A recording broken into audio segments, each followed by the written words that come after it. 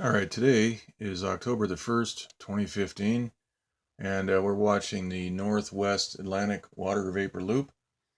And we have a large hurricane right here. This is Hurricane Joaquin, and Joaquin is a Category 4 right now. Let's go look at the Hurricane Center map real quick. Okay, got Joaquin right here, moving west at 3 miles per hour. So it's changed direction in the last 3 hours. It was moving west southwest at 5 miles per hour about 3 or 4 hours ago, about 3 hours ago. And the storm has 130 mile per hour winds, 935 millibar core pressure, and it's moving due west. So the reason for that is they've got that HAARP transmitter right to the north. Let's go look at the water vapor map again. And we can see there's a lot of high pressure right here and all through here. This storm is not able to move to the north yet, as they've been forecasting, but it is moving slightly to the west, and we can see a blast pattern all the way around this edge here, all the way around that storm. So they are working on this. The transmitters are working on that storm, and we can see it in all the different views. We have the infrared loop right here, and we can see a blast pattern all the way around. There was an eye wall earlier today, and it looks like there still is.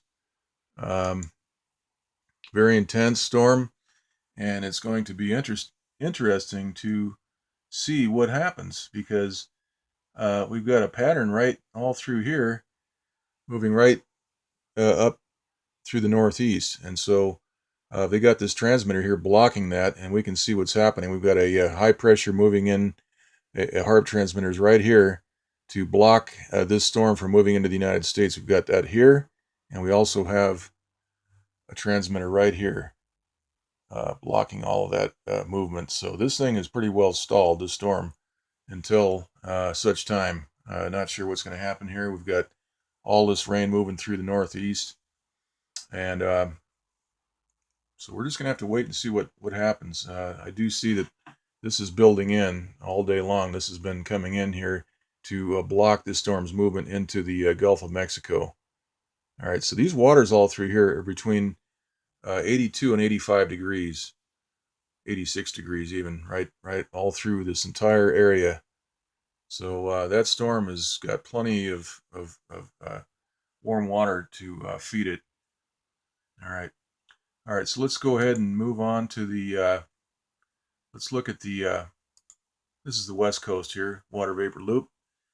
And there is an upper level low pressure system right here that's starting to spin. And there is a transmitter on that. This is an upper level low. And something else we need to point out is that this low pressure just passed through the Southern California area today. And watch what's happening right here. This is all rebuilding. And we couldn't get rain out of that system as it moved over. It was all chemtrailed. We had a HAARP transmitter on it. But right as soon as it moves through California, look what's happening here.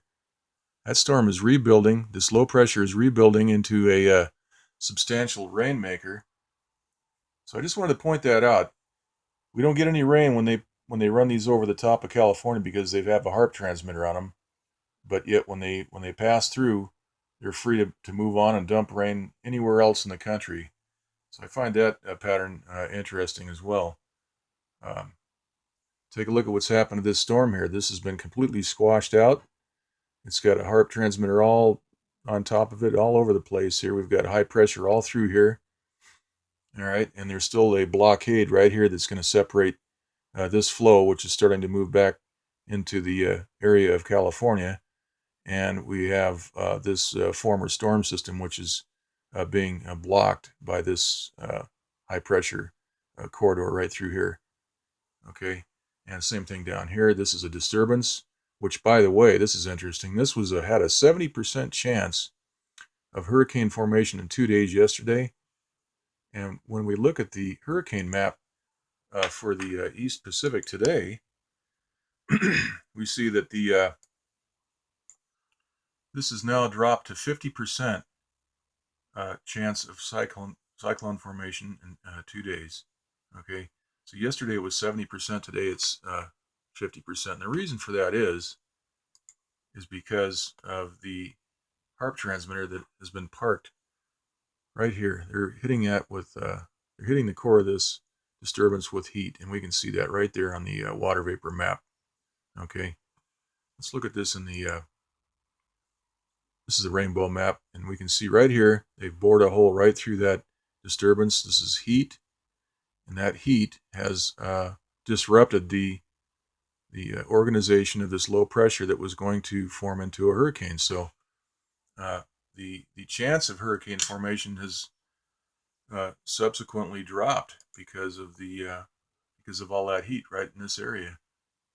So they may keep this system at bay until such time there's a possibility they can use that storm for the energy in that storm to do something that they need to do. We'll have to keep an eye on that. And same here, this is starting to spin, and we'll watch what happens. Sometimes they can use these to an advantage. If they need to move weather systems around, they can use these to do it, or they have to generate high pressure to do it.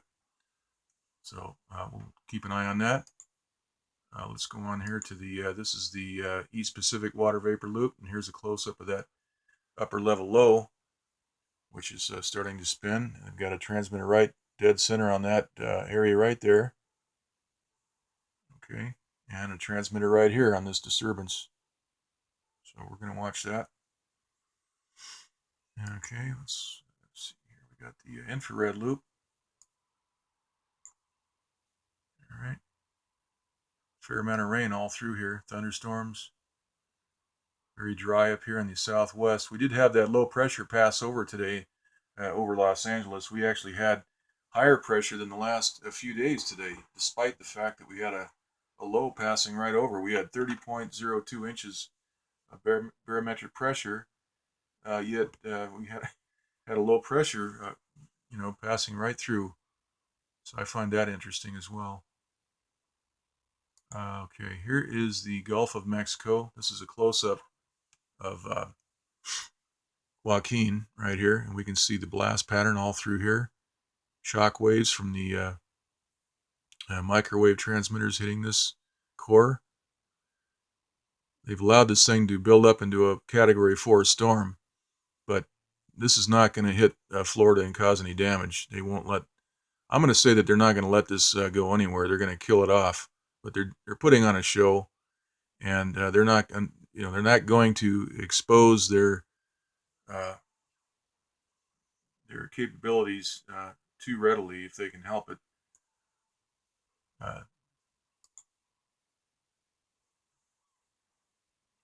Okay, here's the rainbow loop. You can see quite a few shock waves and violent activity right here on the outer edges of that storm. Let's go back to the water vapor once again.